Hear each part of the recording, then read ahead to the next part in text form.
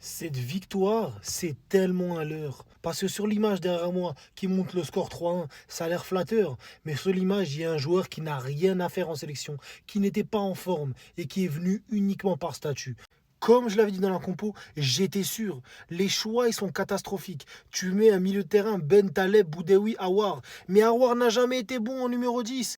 Normalement, tu pars avec Shaibi, Boudewi, une sorte de double pivot derrière, et après tu tentes un Maza aujourd'hui. C'est logique, c'est évident, c'est les joueurs qui sont en forme, et c'est les joueurs qui vont t'apporter sur le futur. On a vécu un match où, comme je vous l'ai dit, le score est un leurre. Normalement, tu dois perdre ce match. L'adversaire a une structure, ce que tu n'as pas, et ce qui n'est pas normal quand tu vois la qualité de ton effectif et la qualité de son effectif. J'avais misé sur une Manita en avant-match, excusez-moi, je me suis trompé. Vous méritiez le match nul, vraiment.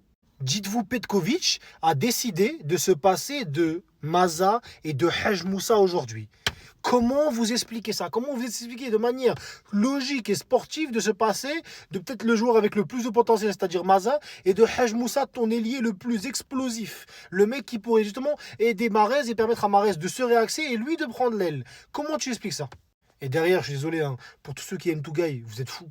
Pour moi, Ben Smaïni, Mendy ont compris leur rôle et ils ont l'intelligence de bien le gérer. Mais Tougaï, ça doit dégager. Après, pour les tops, parce qu'il y en a, Boudaoui, encore une fois, imbougeable au milieu de terrain. Bounger, doublé. Je me suis moqué de toi, j'ai dit que t'étais mauvais. Merci, tu m'as fait taire. Barakallahu fik, Bounger.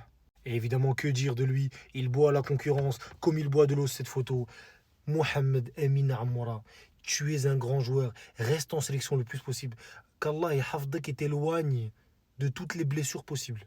Prochain match, lundi contre la Guinée. Si on joue de la même manière, on va se faire claquer contre la Guinée. Et j'imagine même pas la CAN et j'imagine même pas la Coupe du Monde.